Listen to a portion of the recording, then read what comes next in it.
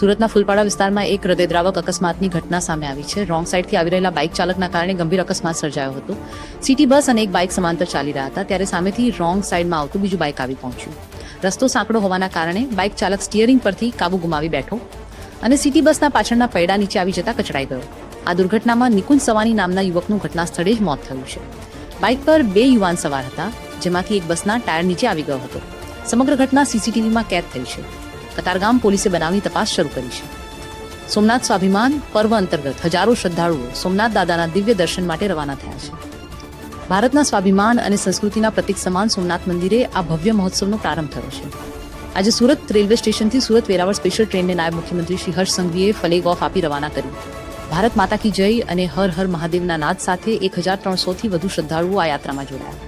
નાયબ મુખ્યમંત્રીએ જણાવ્યું કે સોમનાથ સ્વાભિમાન પર્વ ભારતના ઐતિહાસિક ગૌરવ અને સાંસ્કૃતિક પુનરુત્થાનનો જીવંત ઉત્સવ છે. ત્રિદિવસીય મહોત્સવ દરમિયાન વિવિધ ધાર્મિક અને સાંસ્કૃતિક કાર્યક્રમોનું આયોજન કરવામાં આવ્યું છે. ડિંડોલી વિસ્તારમાં ગઈકાલે મોડી રાત્રે એક ક્રૂર હત્યાની ઘટના સામે આવી છે. રાત્રે 1:30 વાગ્યે ઉમાશંકર સિંહ નામના યુવકની નિર્મમ રીતે હત્યા કરવામાં આવી. આ મામલે ડિંડોલી પોલીસ સ્ટેશનમાં 2 શખ્સો સામે ગુનો નોંધાયો છે.